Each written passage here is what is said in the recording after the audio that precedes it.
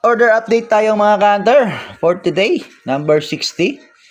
Ika-hunter Melvin Maluloy on na taga Sidyo kay Sakap Payag Uno Lower Dose Mamas Resort, Barangay San Jose, Antipolo, Rizal. So ito po ang order niya.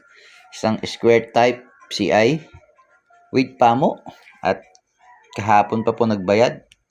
Ito may pasama tayong isang pamaa. At kay ka-hunter Rolando Bisak Jr. na number 61.